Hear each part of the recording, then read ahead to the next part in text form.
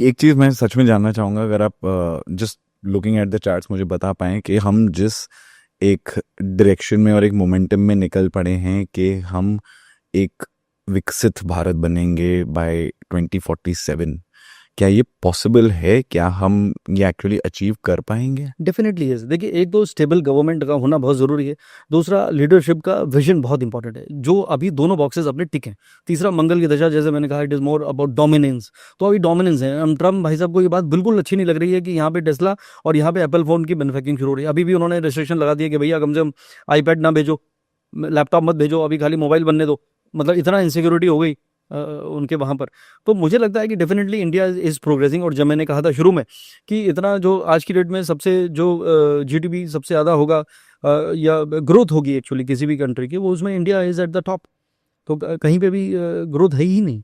तो ये thanks to the leadership, thanks to the vision, thanks to the हमारे Indian भाई बहन जो लगे हुए हैं। कुछ साइंटिस्ट हैं, तो कुछ बिजनेसमैन हैं, that is how every community is playing a great role actually. तो ऐसे में अगर पॉलिटिकल सिनेरियो में बात करूं, अगर वहां पे अगर डिस्ट्रक्टिव सोच ना रखकर अगर प्रोग्रेसिव सोच को ही आगे बढ़ाया जाए, लेट्स टेक इट फर्दर।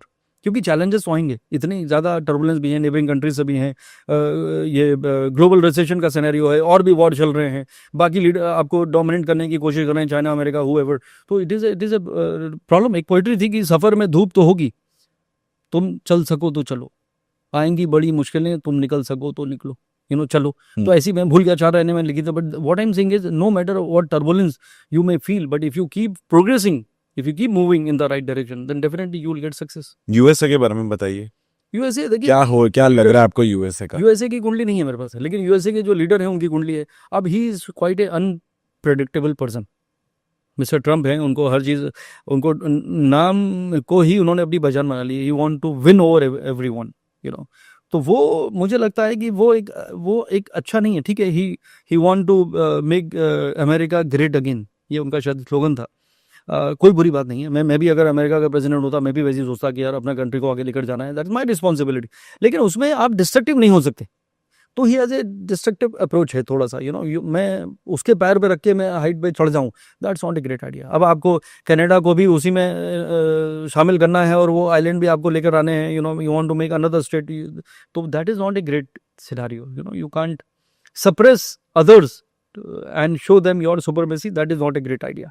तो ये मुझे लगता है ये एक डिस्ट्रक्टिव अप्रोच है, और इसका नुकसान अमेरिका को लॉन्ग टर्म में जरूर होगा। बिकॉज आज आप देखो, डॉलर्स पे डिपेंडेंसी खत्म होती जा रही है। People are trading in their own currency. India का जीपे कहाँ से कहाँ पहुँच गया। अभी जो इंडिया का यूपीआई पेमेंट सिस्टम है, यूएई में लागू हो गया, अरब कंट्रीज में लागू हो गया, दूसरी कंट्रीज में। तो this is what is happening.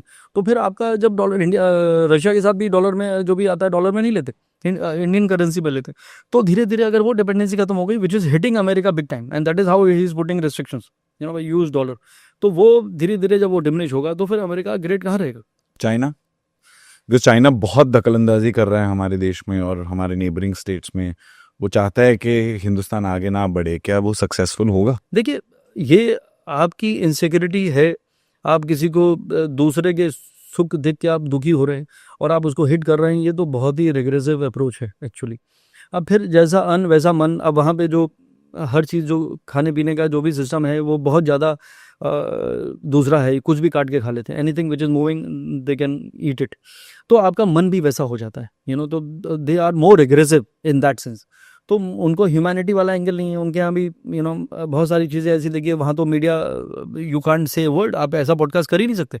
यहाँ मैंने राहुल गांधी के लिए भी बोल दिया, कुछ चीज़ें अगेंस्ट मोदी जी के बोल दी, इट यू नीड ए करेज। वहाँ पे तो आपको अब तक पैकअप हो जाता आपका, ये बिल्डिंग भी सील हो जाती और हम दोनों अंदर होते।